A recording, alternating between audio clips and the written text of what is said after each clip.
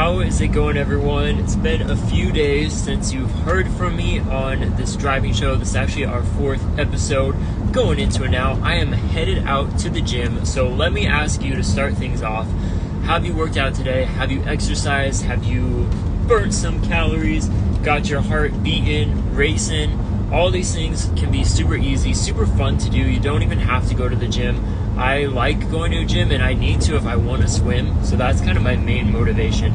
But the last few days I've actually been out in the woods camping. So I mentioned that at the tail end of last episode, and it was a ton of fun. We left Sunday afternoon and came back Tuesday morning, mid-morning. So it was a lot of fun though. We did a 5 to 6 mile hike on Monday, so that was a lot of fun. We had a couple come up and join my parents and I that hadn't really been in the area. So, I mean, they've been in the area, but they hadn't been on this sort of camping experience with us, which we were kind of new to knowing them, so it makes sense. But it was a lot of fun. I think even more fun, we were talking about it, when you have just new people joining your group. So like my parents and I, we did this last year, same camping ground. You know, it's a really great, fun place.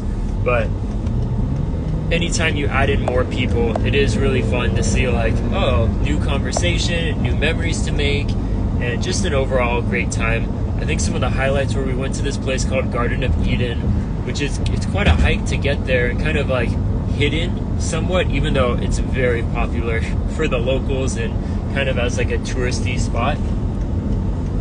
But that was a lot of fun. The water is like ice cold, you can get in, and I actually got in mostly just for my waist, but then there was a point where I got in up to my neck, so that was fun. And then another place called Cable Car Beach where I went, it was like up to my waist to get to the other side, so I went over because I was wearing swim trunks, and then I had a frisbee and was throwing to the people that hiked with us that were on the other side of the shore. And I haven't done frisbee in forever, and I did make a couple bad passes, but all in all I was surprised because I was like, I haven't done this since I was, I think, like a kid probably. So I was happy with that. It was a lot of fun, and I thought I was sore because, you know, exercise, we're talking about that, and I was like, oh good, I am sore, my hip flexors. But then, you know what, I also realized that I am very bony, and I did have 2 different levels of mats to sleep on because one mat is not enough for my bony body. But I kind of realized after, I'm like, oh, I don't actually know if that's muscle that's sore, like from exercising in the hike, or if it's just from sleeping on the ground, even though I had 2 different mats. But I'm headed to swim now, so there's your encouragement. Get out, especially if you can get outdoors and plan a camping or hiking trip. Man, you will not regret that. It's so much fun. I think really it's harder to get back into the world, real world, where before you just worry about eating and then what kind of adventure are we going to do today. Those are so much easier, like much nicer lifestyle, I would say, which is kind of what we're working towards, right? When you have a small business, is how can we get to where you can go on trips like that and you don't have to worry about always having to be on, always having to be there. I did schedule out the posts on social media that I needed to do, and so that was really helpful. And then I also scheduled out my email that I sent on Tuesdays to the newsletter right before. I don't know, you guys, it looks like it is flickering the screen. I don't know why, it's bad quality, I'm sorry. But anyways, I was able to do that, so that was pretty fun to be able to schedule things ahead and feel like I'm working, the system is working for me, even though I am out in the woods. I did post a couple stories though, but I pre-recorded those as well and added captions beforehand so that I could upload them with no issues or problems.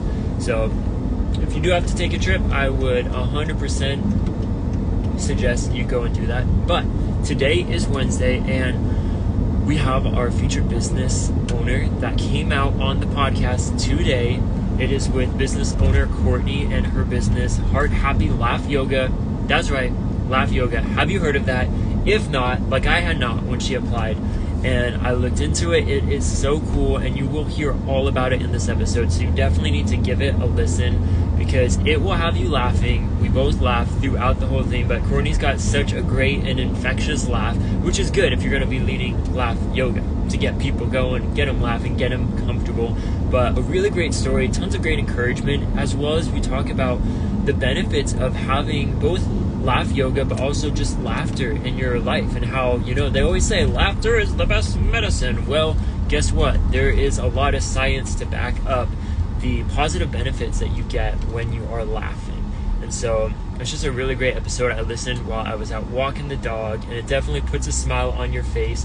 And even some really easy, I'll give one that you can do that we talk about, is putting a pencil in your mouth, hold it there for 45 to 90 seconds, and it's basically, tricking yourself, smiling, but you get the same release of the chemicals as if you were smiling or, laughing to get you there. It's not quite the same as laughing, but that idea, and I'm sure you've heard of it too, that if you can just smile, even if you're pretending, your brain doesn't necessarily know that. So a lot of little cool things that we talk about in the episode as well. So you definitely need to go give it a full listen. It's a great episode. See how you can support Courtney, and I don't know, just add some laughter in your life, because I do enjoy laughing. I really enjoy making other people laugh if possible, but it is so needed in all that we do. Here comes the big turn.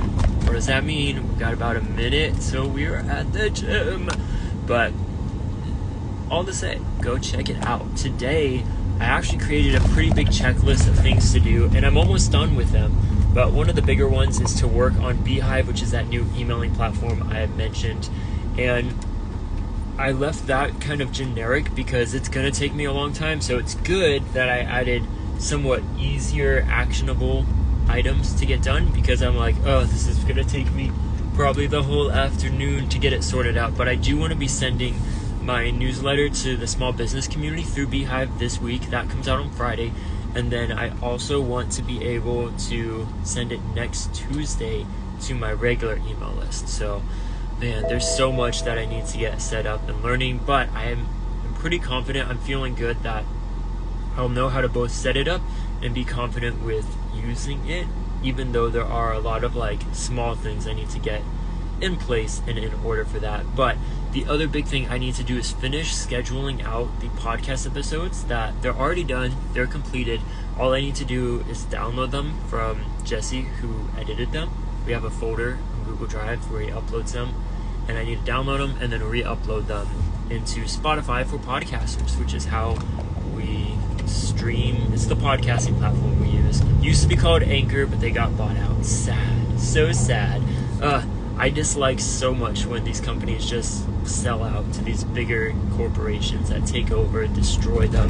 Even though they say it's better that way. No, it's not. It's better for the founders who made a couple $1 million from doing that. So that's something that I never knew until it started happening to me and I was the customer, where when I wanted to start that coffee company, I had the goal of I want to start this company and I want to sell it. And people do that. You start businesses and you have that in mind. By this year, by this number figure, I want to sell it. And I thought that's what I wanted to do with Coffee Up Cup, maybe Fisher Philbrick too, of I think it's just a temptation when you see you can sell something for millions of dollars. It's always tempting, and that's kind of your first sign to be wary of that, because money is not good. It's needed and it's important, but if you become too focused and obsessed with money, then it's really not a good way to be living. But after failing Coffee Up Cup, and then on Fisher Philbrick's end here, I've seen probably 3 different companies that I've used for podcasting, recording, streaming, uploading, all of that, all these smaller companies that I really liked. So think of them kind of as a small business, even though they're not that small because they drew enough attention to be bought out. But they all started getting bought out, and all of a sudden now you have this cute little company called Anchor and a nice logo, very small and cozy feeling company, to Spotify taking over and just changing how you can monetize. They will only let you monetize based on your Spotify followers and listeners, which makes sense. You know, they want to take away from Apple Podcasts, Google Podcasts, which Google Podcasts became YouTube Podcasts, so they don't. This guy in the parking lot. Oy. Basically, once they take over, they can have the monopoly, and so that's why I only push people to listen on Spotify, because that's the only way that I can move the business forward. So just being put in those positions, that's not what I like, and that's not what I'm about. And so through all of that, to kind of close this up, because I'm getting to the gym and about to park, is that I had thought I would be the type to just start businesses and sell them. And I do think there is, at some point, a time when I will do that, but I've discovered and decided that Fisher Philbrick will be mine to keep and mine alone. You know, I'm not interested in selling Fisher Philbrick, but, you know, say I come up with other businesses, which I'm going to be starting a new one that's going to come out with that Ground Zero class. So there's kind of a spoiler there. I haven't really mentioned it, but I'm going to be testing out the system that I've created for that masterclass. I'm going to be, there we go, bit better. I'm going to be doing that along with the classmates, the people that take it. But I think that's going to be really fun. And so that is maybe a business where, you know, if I can get it up and going and use that as like a, hey, look, I followed this from Fisher Philbrick. It worked. I was able to sell it. That's where then you can start charging a lot more. But I think as a business owner, that is important to think about if you are willing to just sell everything. I thought when I was working at that startup called Punk Post, a handwritten card company, I thought it would be so sad to sell your business like that, because I saw the co-founders worked really closely with them, husband-wife duo, awesome people, great business. And I was like, they've poured so much of their life into this. I cannot imagine them just selling it. Well, by the time I was exiting the company at 5 years, I was like, sell it, make the money, start something new. But I think for myself, it was mostly because we got a lot of the problems figured out. And part of what I love to do is both starting something from nothing, but also the creative problem solving of, this is a problem, how can we solve it, how can we get around it, how can we take what customers are asking for, what they're telling us, make it better, build it up, make it strong. And I was able to help do that with their customer service and community management, to where then it was just like steady cruising, and to me that's boring. So it was good that I was able to leave on good terms and then get to where we are today. And I would say a lot of what I'm doing is still of like the building from nothing, get the strong foundation going, creative problem solving, how can we make this work, really how can we make money. And that's something, if you are a small business owner, going back to money, it cannot be the main and only important thing, but as a business owner, you are running a business and you need to make money. You're not here to just give away free stuff, which is sad. But that's something that I always have to remind myself of as well. But I'm going to leave it here because I could just keep on talking, but I need to hit the gym, jump in the pool. I had a really bad, like, nauseating headache just like an hour ago. Started at 2:30 a.m. So I'm grateful that the medicine has kicked in yet again. It's like my third round of medicine. And I kept my food down because I was a bit nervous that the nauseous might affect the food, and I'm like, then I for sure can't swim. But I'm feeling better, so here's your encouragement. Go out, be healthy, get some exercise in, and we'll be talking with you guys tomorrow.